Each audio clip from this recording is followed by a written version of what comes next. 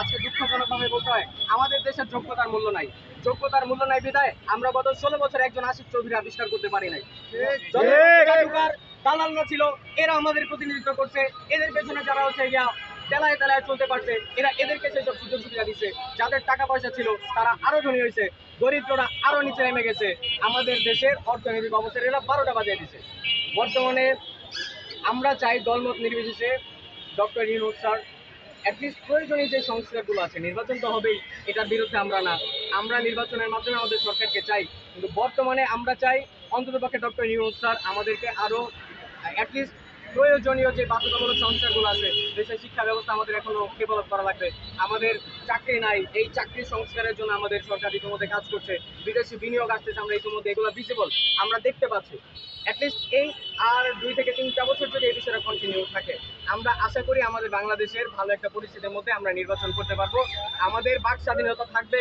আমি বলতে চাই যে এই যে আজকে আমরা এইখানে দাঁড়িয়ে কথা বলছি, এখনো যে পুরোপুরিভাবে আমরা বাক স্বাধীনভাবে কথা বলছি বিষয়টা এরকম না। গতকালকে আমাদের এই ব্যানারটা মিডিয়ায় আসার পর থেকে অনেকে ডিরেক্টলি না বললেও আকার ইঙ্গিতের মাধ্যমে বুঝাইছে যে হয়তো এরা ঠিক হচ্ছে না, বা মানে যেরকম ভাবেই হোক আপনারা বুঝতে পারছেন। তবে এই ধরনের বিষয়গুলোর কালচারটা থেকে আমরা বের হয়ে আসতে চাই।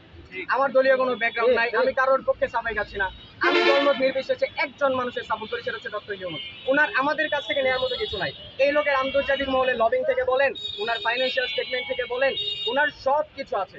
ওনার পরিবারের ওনার কোনো স্বজন হারানোর বেদনা নাই, যেটা বিক্রি করে উনি খাবে। উনি এই ক্ষমতায় আসছে, ওনার পরিবারের কোনো ব্যাকগ্রাউন্ড দেখায় না, উনি নিজের যোগ্যতা এখানে আসছে, এবং আমরাই মূলত ওনাকে বসাইছি। যেই কারণে বসাইছি, আমরা যাদের উপর আমরা যেই কারণে ওনার কাছে ভরসা করছি, আমরা আশাবাদী উনি সেই পরিক্রমায় আগাচ্ছে।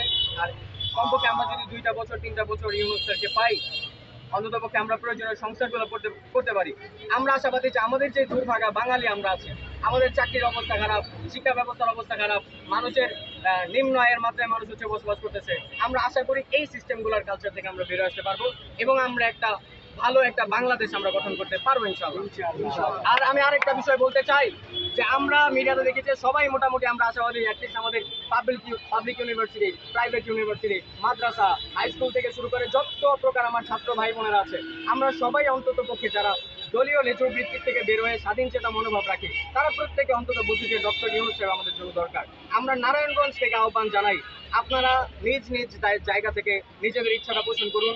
আমাদের এইটা গণতান্ত্রিক রাষ্ট্র হিসেবে আমাদের এইটার অধিকার আছে, আমরা এইটা প্রকাশ করবো ইনশাল্লাহ। আপনারা আমাদের ডাকে সারাদিন, আমরা নারায়ণগঞ্জ থেকে আহ্বান করছি যে আমরা ইউনূস স্যারকে টিকানোর জন্য যতটুকু পরিমাণ লড়াই করা দরকার আমরা করবো ইনশাল্লাহ। আর প্রয়োজনীয় সংস্কার করার আগ পর্যন্ত আমরা ডক্টর ইউনূস স্যারকেই চাই। আপনার নামটা কি বলছিলেন? আল আমিন।